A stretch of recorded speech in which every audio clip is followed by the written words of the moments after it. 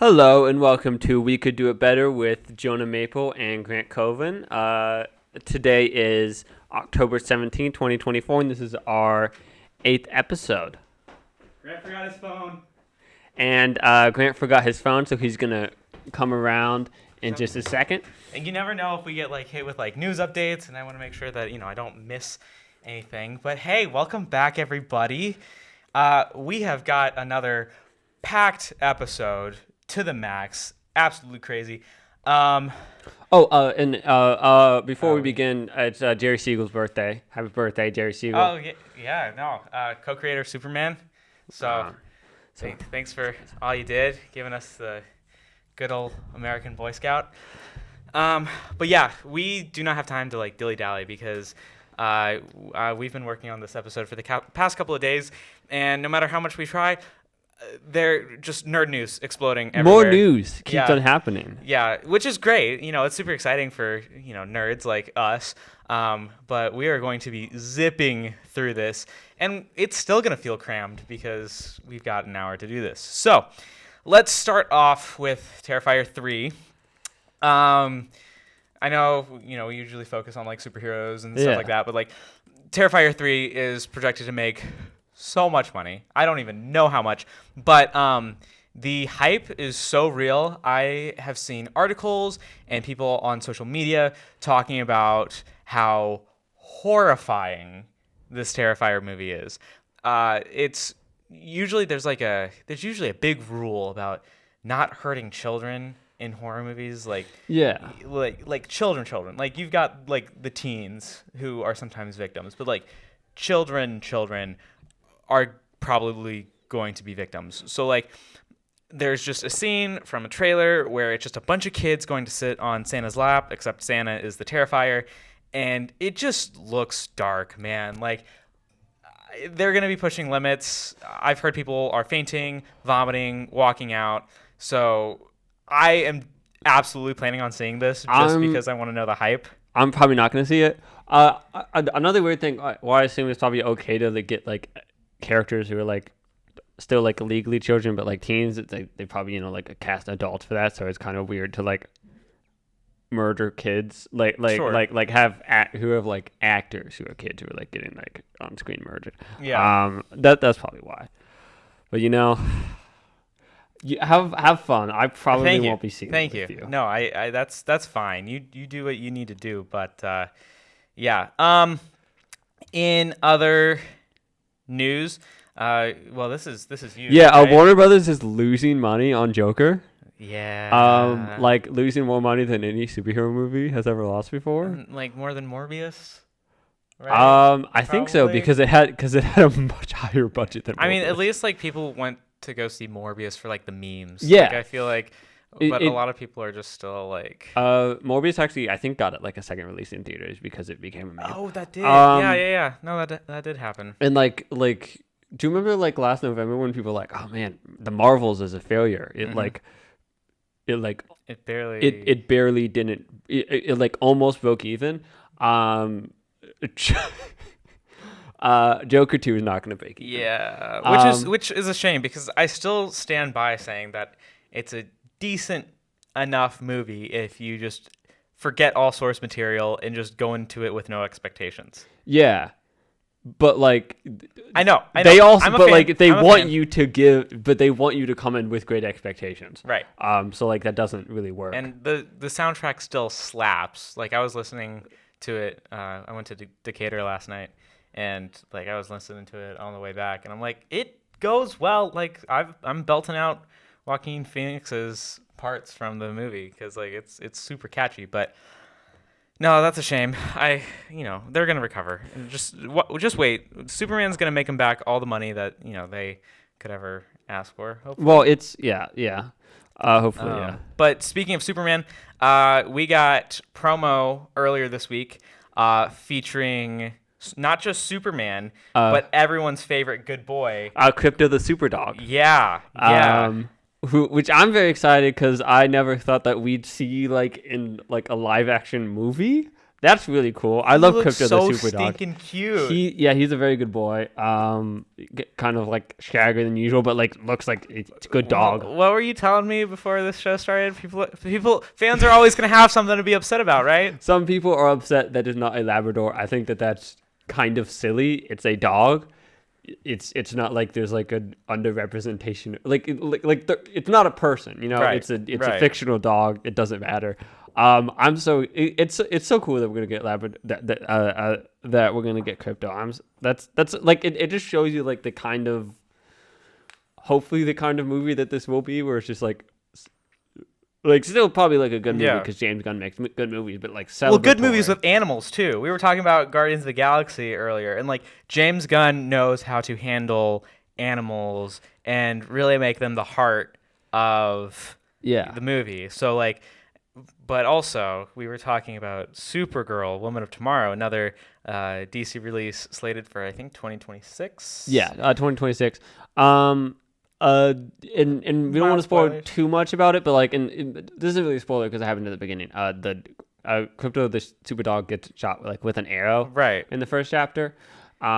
Which is just he's gonna make all grown men and women and children cry because we're gonna fall in love with Crypto and Superman, and then he's gonna stab us in the heart for Supergirl. So whatever. Yeah. But yeah, that's cool. In the image that James Gunn used on Instagram was particularly cool because it replicates an image used in also Superman, which is a wonderful Grant Morrison, Frank Quitely book that James Gunn has like said is one of his like references, one of his inspirations. Next is the monkey. Now have you heard about the monkey? No. Yet? So the monkey is coming from Stephen King and James Wan, who also did Saw and Aquaman, and it looks horrifying based off of what I've seen. And I love Stephen King adaptations. Like I think this is going to be phenomenally horrifying. But everyone's kind of familiar with like the little toy monkey with a little drum. It was kind of seen like Toy Story, like just the freaky looking monkey. But apparently this monkey is going to be doing so much worse things, which I can't imagine how. Like if it's a toy monkey, like I don't know if it's going to have like some, Annabelle type spirit inside of it or what. But the tagline for the movie is "Everybody dies and that's effed up," which I think is so ominous. But I'm very excited. Like the photos I've seen alone from like that's been taken from the trailer, I mean just people are covered in blood, so very excited for this. But also on the topic of horror, I don't know, have you seen the Conjuring movies at all? No. I did watch all of the Conjuring movies in my freshman year. Like I did just this whole binge throughout the month of October, and I really like the Conjuring movies. I think they're very well done. But we just got James Wan posted to his social medias that they have started filming what I assume to be the last Conjuring movie, called Conjuring: The Last Rites, which will follow everyone's favorite pair of paranormal investigators. So yeah, no, I'm really excited about that. Again, we have to get through these quickly because like we're going to be kind of filled to the brim. But there's a popular leaker named My Time to Shine Hello, who has crazy good accuracy. I'm not sure where he gets his insider information, but and this makes sense considering and everyone knows like I will defend and love Deadpool and Wolverine till the day I die. But there are huge talks of a Deadpool and Wolverine sequel, which isn't surprising because when you make as much money as you did with Deadpool and Wolverine, I mean, they just stopped showing Deadpool and Wolverine in theaters last night. They were able to nearly show Deadpool and Wolverine throughout the end of July, August, September, through mid-October. Yeah. That is a long run for a movie. Meanwhile, Joker is expected to hit digital later this month, if you can believe that. Like, I think October 29th. Which Deadpool and Wolverine steel books are coming out on like the 22nd or 24th. So if that says anything just about the success of Deadpool and Wolverine, and if you know how money hungry Disney is, you know for a fact they're going to be jumping at that opportunity. And Oh, yeah. we've had all the jokes about, they're going to, Hugh Jackman's going to do this till he's 90, and it's looking very much like that. But I would love to see a Deadpool and Wolverine trilogy, but I would also really like to see them finish out a solo Deadpool trilogy. Not necessarily has to be alone, but like a Wolverine-less Deadpool trilogy. Because I would love to be like, I need to see Deadpool alone one more time, like him doing some whatever big hijinks mission. He still has a whole coterie of supervillains that he has yet to battle with, and I would love to see that happen. I mean, we kind of, I love the fact that we got Cable. I mean, why Josh Brolin needs to come back as Cable, at least for Deadpool 3, if we get a Deadpool 3, because the director of Deadpool and Wolverine said that we're not, Deadpool and Wolverine is not Deadpool 3. So I'm hoping when we get Deadpool 3, maybe we can have Cable back, and we can see, because Josh Brolin was completely confused as to why he wasn't invited back for Deadpool and Wolverine. So hopefully we get to see I would love a Deadpool trilogy and a Deadpool and Wolverine trilogy. I think you think that's probably too much Deadpool. I mean, yeah. I mean, like I'll probably watch it, but like I'm not like there are a lot of other things that like we haven't seen enough of. That's fair. That like we don't need more of this particular Wolverine, and I don't think we need necessarily more Deadpool. But apparently Marvel has no plans of recasting Wolverine yet. Yeah, and I'm fine with that. Like I've said it before, I think it'd be cool if we, if Wolverine is older and takes on more of a mentor type figure than just the, gruff, I don't care about authority type figure. I think that would be cool. Anyways, on the topic of sequels, I've also talked about how much I love Werewolf by Night, which, 'tis the season. But according to We Got This Covered, Michael Giacchino, who directed and composed the soundtrack for Werewolf by Night, has admitted that there is a Werewolf by Night movie in the works, but it's currently on hiatus amid some quote-unquote recalibrating, which is probably just MCU doing their restructuring, because ever since Bob Iger came out and said that they're going to work on more of quality, not quantity. Yeah. They're pulling back on more Disney Plus projects, and they're kind of pushing out more. They're trying to give us more high quality stuff, because you could argue, I mean, there were a couple Marvel movies that kind of missed the general public over the past couple of years, months. I don't know, kind of depending on your stance on how well Marvel's been doing, but like clearly there was a point. There's memes all the time on Instagram where it's just like, MCU is dead. Oh, MCU is so back. MCU is dead. Oh, MCU is so back. Like people go back and forth and back and forth and back and forth. But anyways, Michael Giacchino promises that we will get a Werewolf by Night project again, saying that we'll get there, which I think is cool. Like we did not get enough of Man-Thing. Yeah, I love Man-Thing. I mean, just it was so cool to see it for the first time, but seeing it, I watched the release in color, and seeing Ted in color for the re-release of Werewolf by Night, which is so cool. Like, he gives like a very Groot, and maybe it's just because they're both like planty people, but just like the overall kind of quiet but nice, but like super deadly vibe. Like they're just, I don't know. I would love another Werewolf by Night project. I'm thinking that we might get it. I doubt we'll get it by 2025 of fall, because if they're going to do it again, they're going to make it another probably special presentation, or you could do Midnight Suns down the road. But I think probably we'll get maybe a Werewolf by Night project in 2026. I don't know. That'd be cool.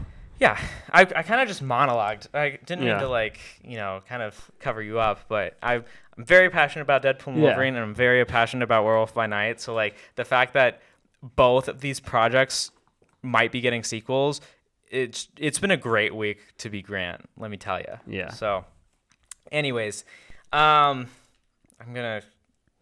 still have a couple more stuff just because like this is stuff I put in to the doc. So like grandson, who he worked on the Suicide Squad, not Suicide Squad, but the actual good Suicide Project.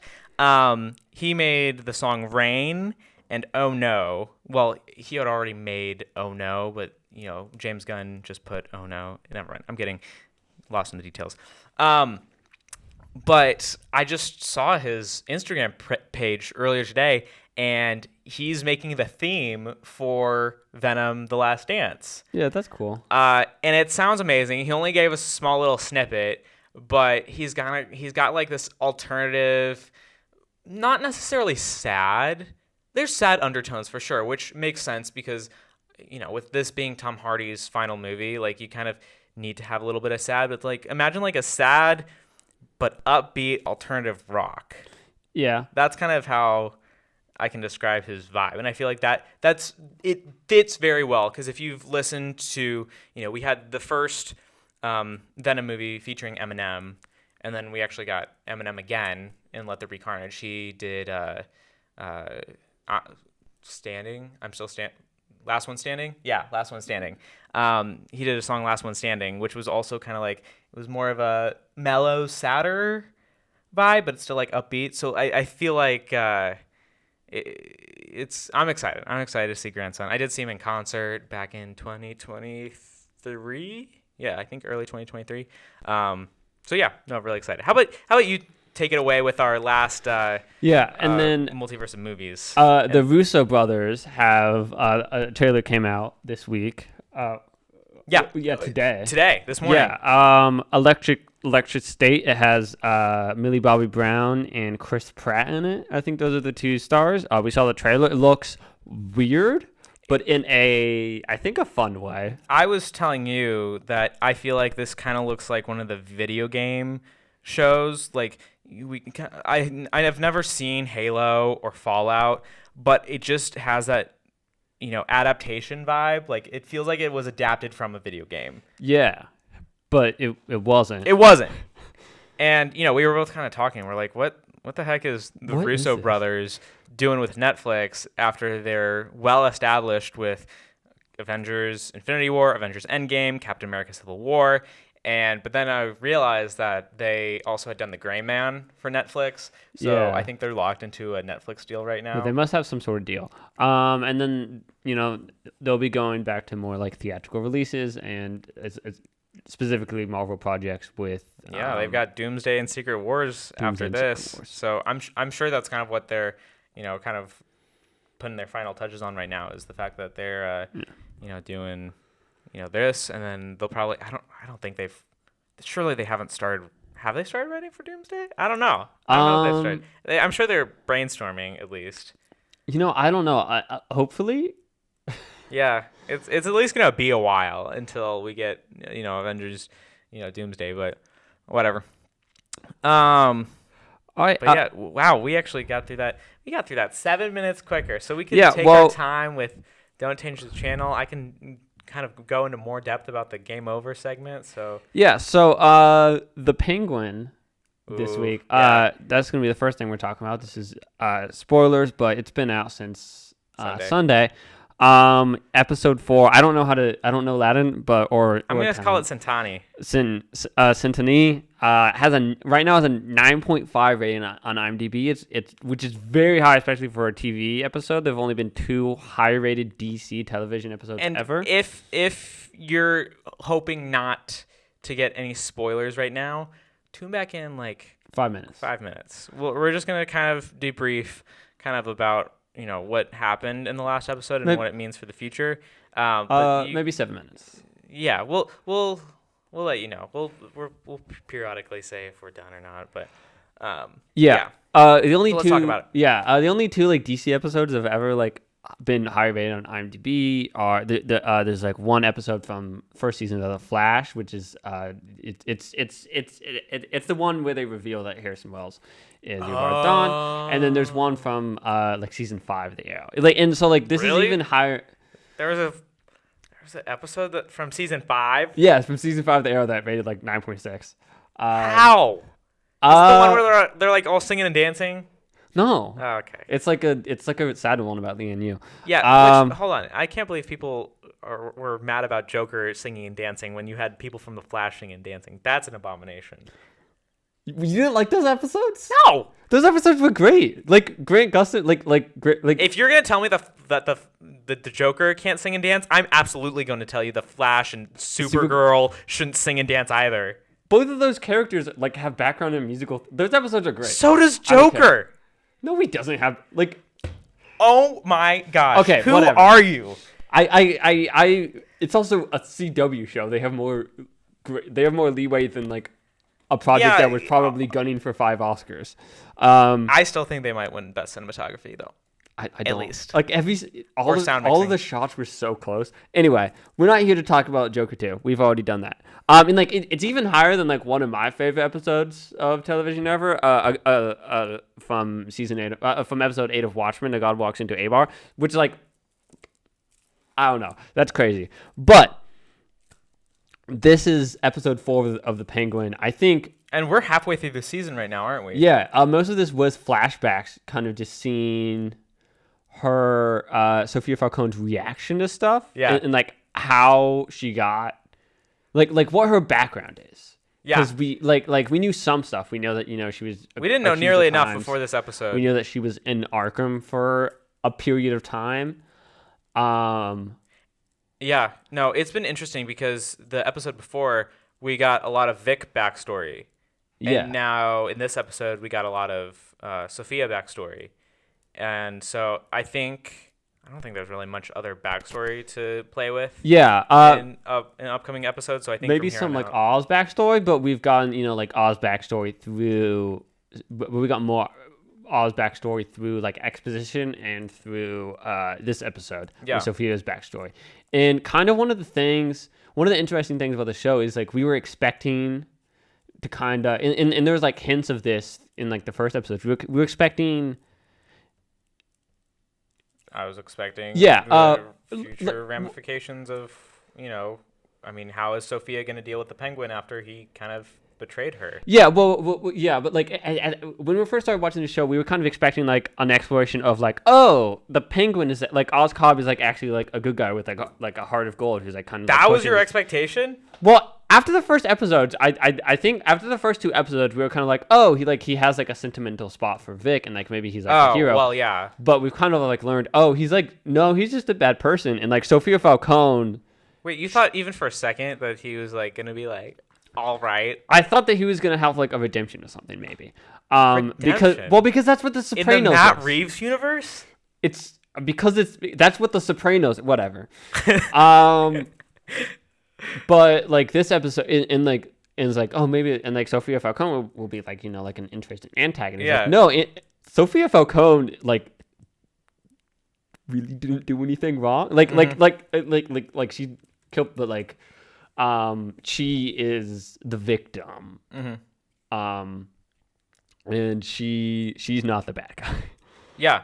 And I mean, I love that we now can feel sympathetic towards Sophia, because before I had no sympathy towards Sophia.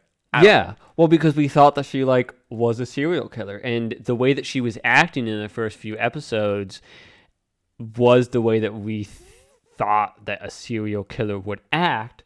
But it's really because of how like jaded she was from her treatment at Arkham, and I think that's a very interesting twist. Yeah.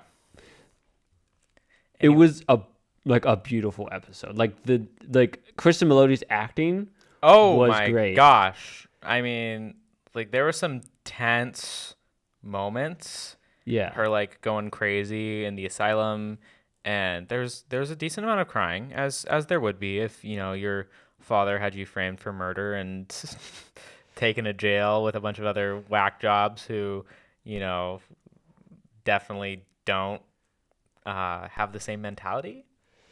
Yeah, Sir? and it was just so brutal, but kind of believable that in the Gotham that we were given, and the Sophia, in the Albert, in the Carmine Falcone that we were given, it makes sense. Like I feel like we should have seen this coming. Like this is something that we could have predicted. Like we could have predicted, like, oh, maybe she was maybe she was framed by her dad, because like that's in line with everything that character has done, everything we know about that character, but we didn't.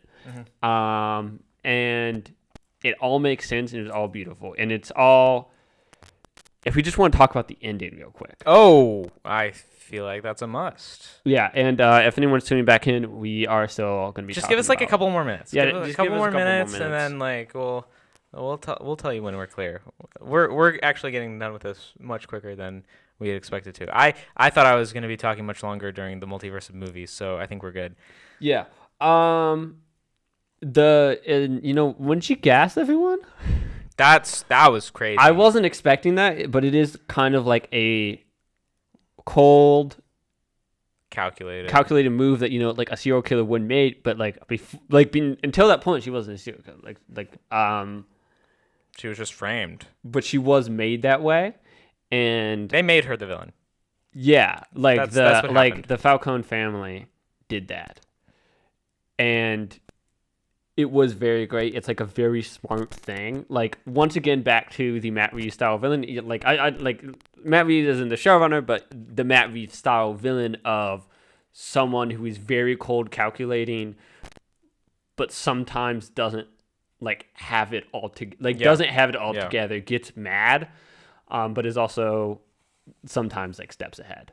And it was great. It's such a great move, and something just it was great. Yeah. I don't really think I've got anything else to add to it. We're gonna move on to our spoiler-free review of Agatha All Along, which dropped last night, the 5th episode. Yes, this is number 5. Yes, number 5. Yeah, and we are going to be able to talk about now fully episode 4. And we're off of Penguin, by the way. We're off of Penguin. I'm just giving a couple seconds to let people know, you're safe. You can come back now. So we know that Billy is Wiccan, the comics character. Not that we guessed it from we knew from the beginning, but it has now been revealed to the audience. The same character from that was Wanda and Vision's son from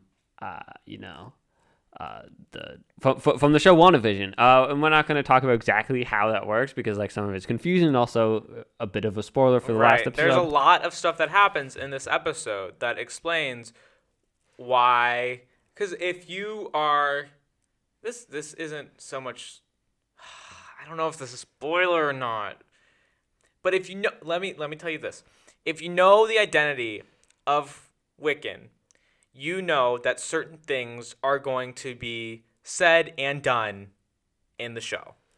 Yeah. Certain identities are going to be revealed, and you're going to be like, "What? Didn't see that coming." If you're just a casual fan, if you're, neck deep in comic books like Jonah and I, you're going to catch on really quickly. You're like, "Oh my gosh, that's crazy." Which I guess for non-comic book readers, that's even more of a twist, because they didn't even see this coming. Yeah. Right? If you just saw WandaVision, because you do have to watch WandaVision to understand Agatha All Along. I feel like they do reference Agatha All Along. Maybe it's not 100% dire, but especially in this last episode, it's important to know at least what happened in the finale, the season finale of WandaVision. Yeah. Because stuff happens, man. Stuff happens. Yeah. It's very. There's been some discourse online about the Jewish thing, because Joe Locke isn't Jewish, and he's plays a Jewish character. Oh, right. Yeah. I say, please, please don't target Joe Locke for this. He's 21 years old, and like he was like probably a minor when he got cast. So like please don't target a kid for this. That being said, Marvel, like, do better. We're gonna move on from that, but everyone's doing a great job acting. It's written very well.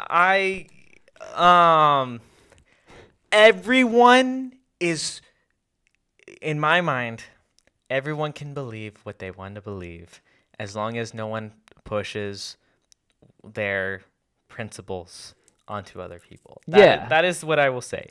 Is I do not care about anything. It did not personally bother me at all. Like, there were a lot of things that happened in the last episode that might offend other people. Yeah. But as long as it's being tastefully done, and I don't feel like it's brainwashing, I'm okay with it. It is being tastefully done, and I should clarify, neither of us are Jewish. It's just people have a problem with it because of the trend. That being said, everyone, like, it's a good episode of television. Everyone is doing a great job. Joe Locke is doing a great job acting as this character as we know him, but also as the show seems to write him and direct him, especially for someone who's probably when he's recording this younger than we are now. Yeah. And kind of he's doing a good job holding his own against like people like experienced actors in their 30s, 40s, 50s. So great job for that. The way it's handling, I think the way that the show is handling the witchcraft element of the Marvel universe, very interesting, continues to be good because it's like there are rules. You're not like you as the audience is not going to understand how it works, and I think that's like the perfect way to deal with magic. Well, no one here on this earth. I shouldn't say this because I'm sure I might get canceled. But nobody here on this earth, and don't put a hex on me if you're a witch. Don't get a voodoo doll out tonight and start stabbing your little doll Grant. But nobody probably knows how witchcraft is really done. Oh man, Grant Morrison is gonna be so mad at you. I am so sorry if that made you mad. Please do not curse my name, and no. Okay, just. Well, just in terms of fiction. I don't mean to make the pagans mad or whoever you guys are, but.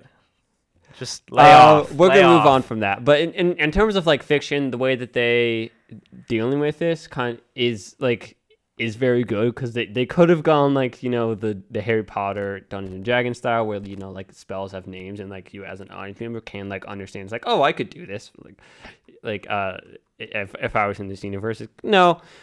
As the audience member, you have no idea how this works, but it feels real and lived in. And I think that's very good. Yeah. And like the interactions Billy William has, with his boyfriend is very cool. Seems like a teen, like a normal teenager reaction. And that's not a spoiler because we literally saw the cell phone ring in previous episodes that he was in a relationship. And my theory is that's probably Hulkling, right? It has to be Hulkling. It has to be Hulkling. Right? I don't know. What do you mean you don't know? Probably not. I don't think so. Why not? Because he doesn't act. Well, because like he was literally flaunting his muscles in the last episode. That's not so much of a spoiler. I think that's just a muscular character because like Hulkling is green. Well, and also like I don't think like Bruce Banner is white. What's your point? Well, no, Hulkling isn't like a Hulk. He just took the name Hulkling because he didn't want people to know that he was. But like he doesn't have to be Hulkling Squirrel yet. People change, Jonah. That's not how Hulkling works. Okay, well, Marvel doesn't necessarily 100% stick to all source material. Well, I also think... You can make a Hulkling. No, like what a Hulkling is a Skrull is, I guess, the Skrull hybrid. I think that what they should do is just, gay people can have more than one partners, and sometimes in media they don't. Like eventually, like because a lot of times, especially in superhero media, like kind of you just get like it's like, oh, you're supposed to fall in love with your teenage sweetheart and you're gonna be with them forever. It's like that's not really how it works. I don't think that that's Hulkling. I think that would be weird. don't know, man. If it is cool, fine. That means that if that means that we get Hulkling, I'll take that. That's what I think. I hope he eventually Put some becomes wings space. on him. Let's see If him fly. that actor character becomes Space Emperor Hulkling, fine, good. I think he would fit it. He Yeah. looks like he would be a good Hulkling. Just like in the face. I can see it. Sure, Yeah. I'll All right. take it. Anyways, we spent a good amount of time on those two. Okay. But also, if you're a Spider-Man person like me, I don't know. Maybe some of you guys don't even know that this was even in the works. But we're getting a Spider-Man noir series on Amazon Prime featuring Nick Cage. So for all you Nick Cage enthusiasts out there, get hyped because he's playing a noir-y detective. And right now, I saw some leaked set photos. He looks amazing. Oh yeah, you're bringing them up right now, aren't you? Oh yeah, that's cool. And Brendan Gleeson, who actually played one of the officers in Joker Folie à Deux, he is set to play the main villain, which a lot are speculating to be Sandman, which I think would be a good Sandman. Because clearly, in this universe, everyone's a little bit older. This isn't some young teenage Peter Parker. This is a old, cynical. Yeah, the typical noir detective. Right. Someone who's Which I think it's fun to have like Spider-Man take on a detective role. And I mean, if they make this actually black and white, I'm going to lose my freaking mind. I mean, I think they have to. Right? I think they would have to as well. And like, think about what you could do if you decide to like do something with Beyond the Spider-Verse. You could do a live action. Now, that doesn't make necessarily a lot of sense because Nick Cage already appeared as the animated, Spider-Man noir. Yeah.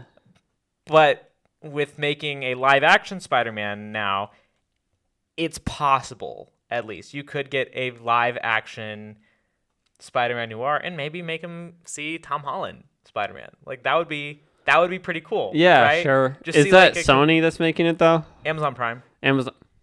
What? Yeah. Or not, I mean Amazon TV, and not, I mean Prime is the subscription service, but okay, why are these companies like giving Amazon like these rights to because Amazon made Cape Crusader earlier, like I don't know, man. Crusader. Why are they just make it just whatever?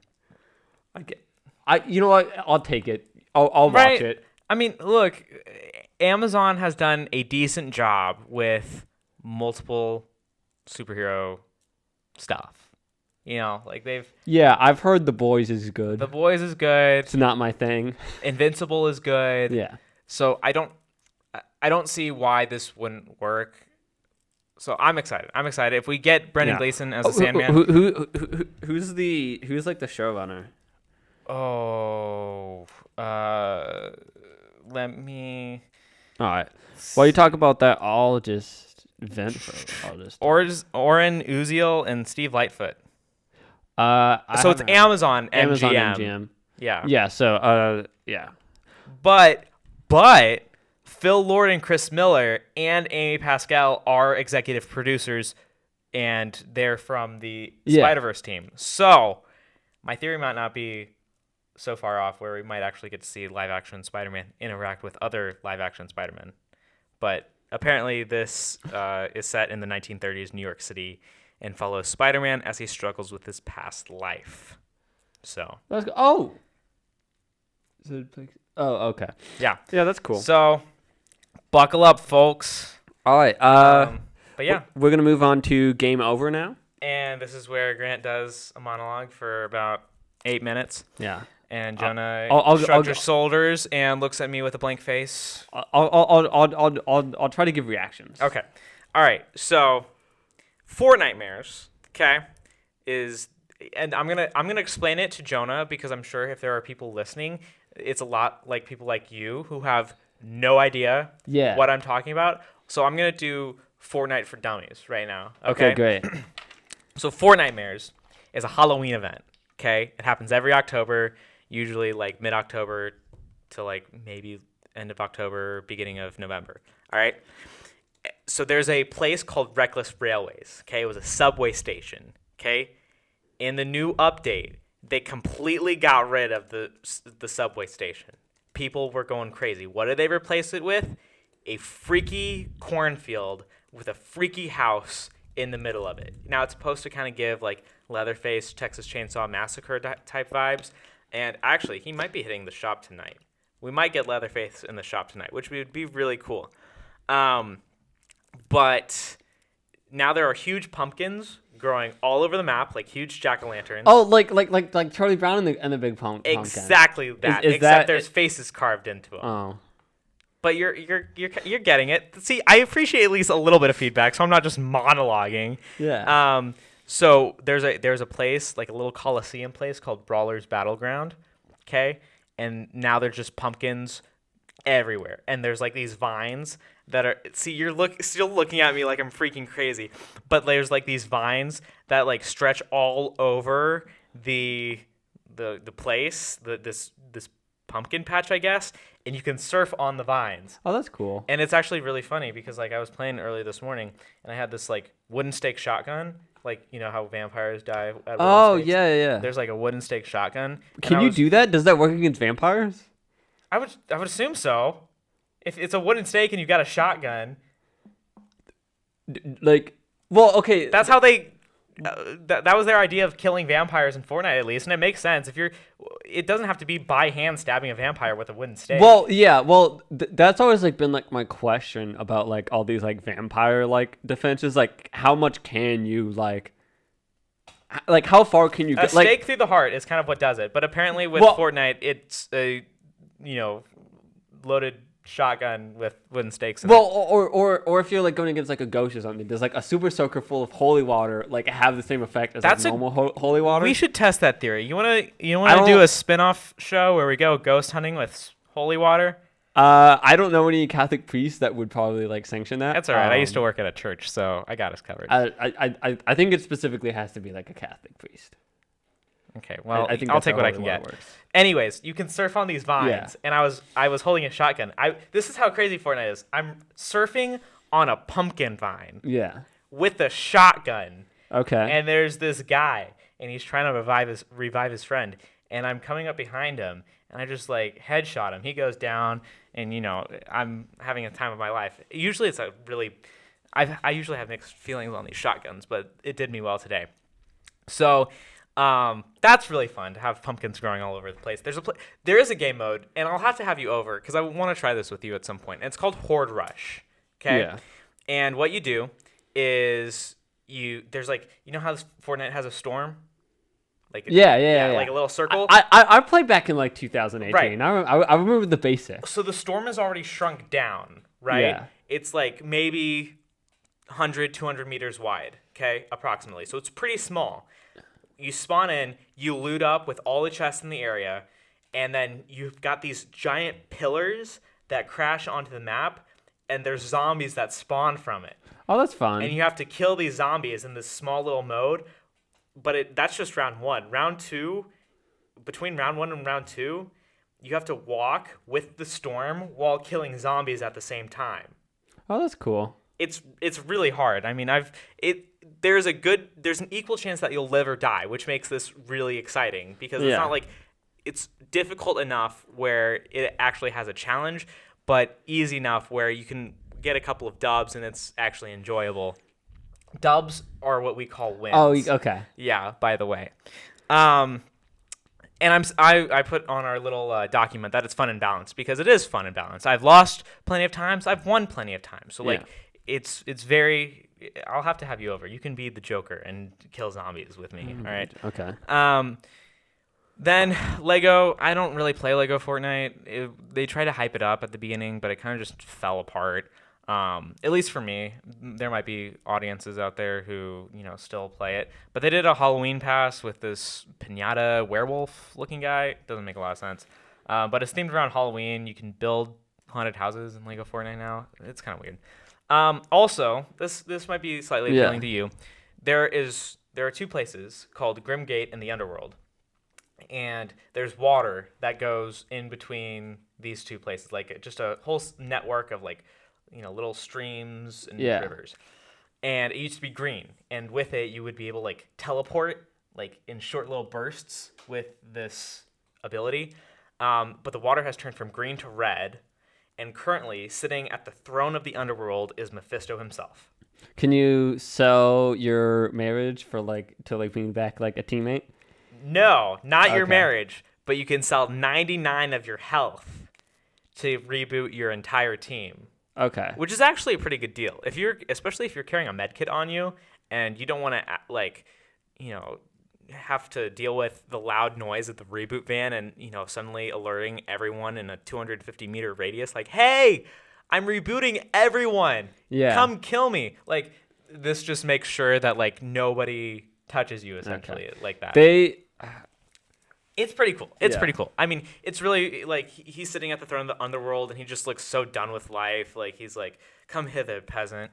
And Is that what his voice sounds like? I don't It's know. all like woohoo. Maybe if I don't know.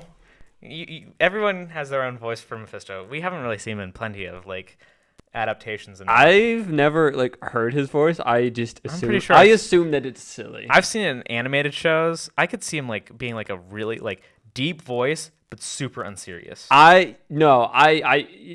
In my head, it's silly because to me, Mephisto is an inherently silly character.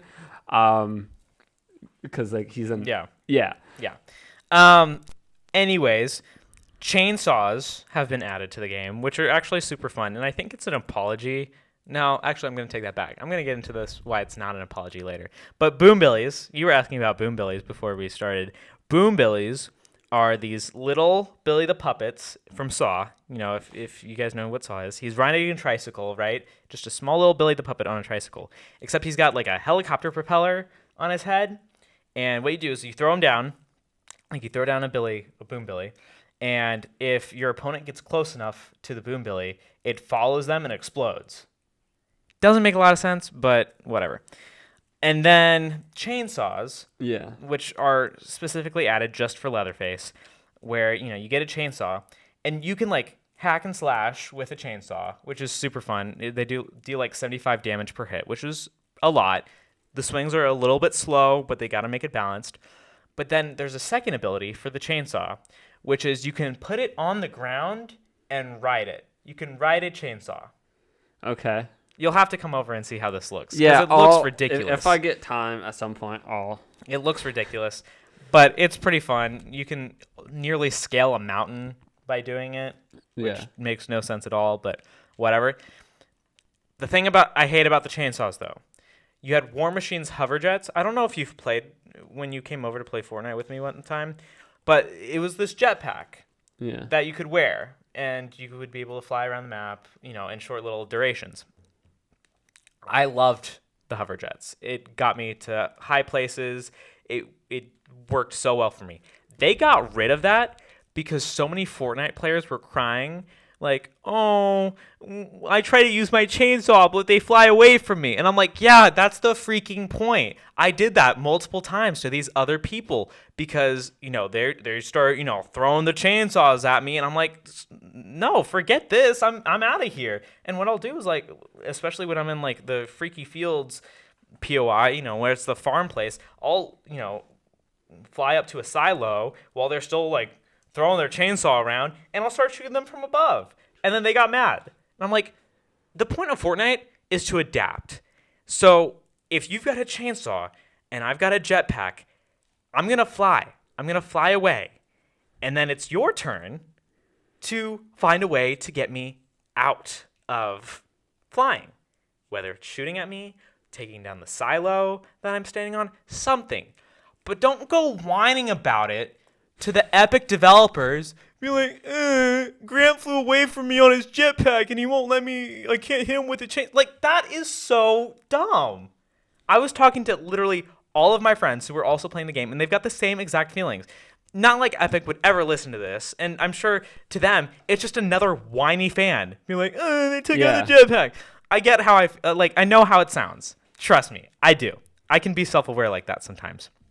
But just like, the point of Fortnite is to adapt. I mean, at one point, there was a time where Fortnite didn't even have things that weren't guns.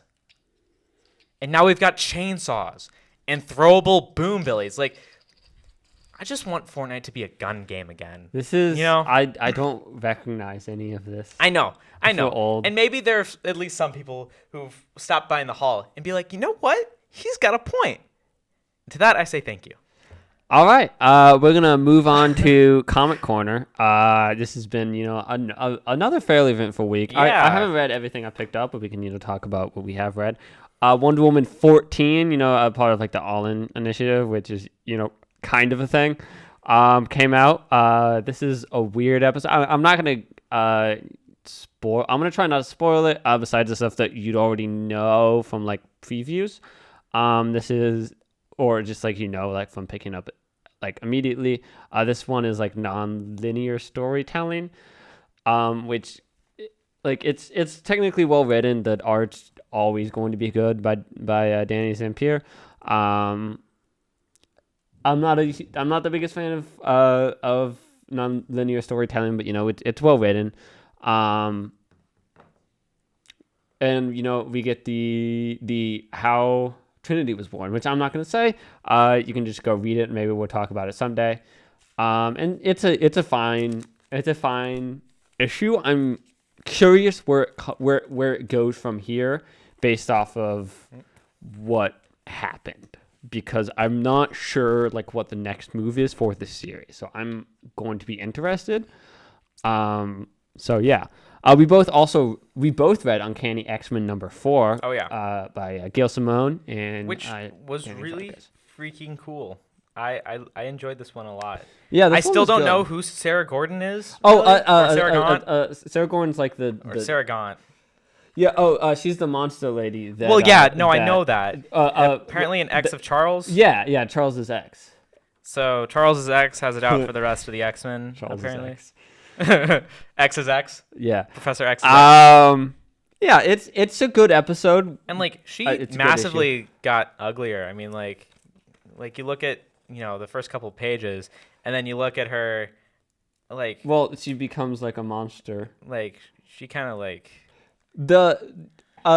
This series is very good. It's it's quality X-Men. Gail Simone's obviously doing a great job writing it. All of these characters, like their interactions seem fun, and the new characters seem enjoyable as well. I love how Gambit and Rogue's relationship is. I think there's at one point where like Rogue's like, if you even love me just a little bit, you're gonna stay behind, and Gambit's his usual romantic self. And it's also nice because they've been married for like 6 years now.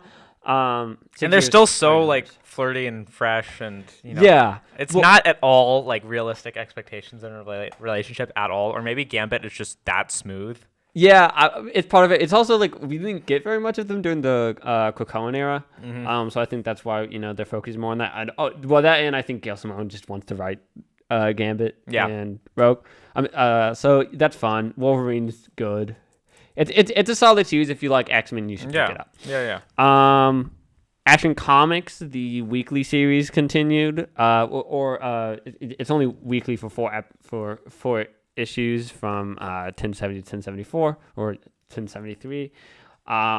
It's got Superman and Wonder Woman. It's Superman, Supergirl. I would read it if you want to, but you don't have to.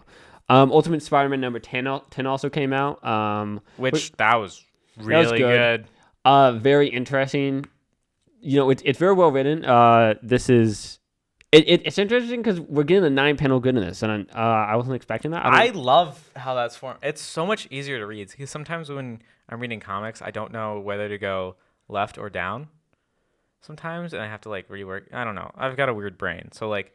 Well, it's also just it works for this specifically because there's like no action in this. It's right. Like it's them being investigative reporters, like them investigating a mystery. It's linear, kind of like Watchmen, or like The Question, which is like where like the 9-panel good comes from, because Steve Ditko used it a lot in The Question, and then the Watchmen people is like, oh, Alan Moore has 9-panel good. Is like just really Steve Ditko. Breaking news just announced at Marvel NYC New York Comic Con. In February 2025, Jean Grey will fight the fate of the Phoenix Force in Phoenix number 8. Oh yeah, and New York Comic Con is going on right now. We're obviously not doing that because sad. We obviously aren't there because we are students and broke in Indianapolis. But we're probably gonna get some more comic news they usually announce a lot of stuff in New York Comic Con, so we're gonna be able to report on that next week. But yeah, Ultimate Spider-Man is nice. It progressed pretty well. Although some of our favorite people are in danger. Yeah, J. Jonah Jameson, which I love in this series. J. Jonah Jameson has gotten definitely nicer. He's such a lovable character. Still a bit of a narcissist, but and we get to see more of Uncle Ben in continuity than we've ever seen. Which I'm here for it. I love seeing Uncle Ben now, and then watching Uncle Ben not exist in other Spider-Man stories just makes me realize how, because we don't get to see usually a lot of Uncle Ben, like unless Spider-Man's like in heaven or communicating with the dead in some way. Like we don't get to see a lot of Uncle Ben Spider-Man stuff. So just seeing how they both interact, like with Peter Parker now a father to kids, and Ben still alive, it just now seeing, like, if you look at any original Spider-Man stuff where Uncle Ben is dead, dies, whatever, it just kind of will probably he's more than just hang in there kitty poster. Which is it's interesting because like there was like a personality that the character has had over years and is consistent there. Next week we have a few things. Superman 19, the next arc's coming. There's some more stuff. Like Tin Can #2 is coming out. We also know Ultimate Wolverine is going to hit stores in January. He's got a sleek red and black look, and I was telling Jonah, and I'll make this really quick because we only have 3 minutes. But I was reading my latest Wolverine comic, and he was in the woods and wearing yellow and blue. And I'm telling Jonah, I get it. Yellow and blue is classic. Works with the X-Men. No, they had a uniform. Whatever.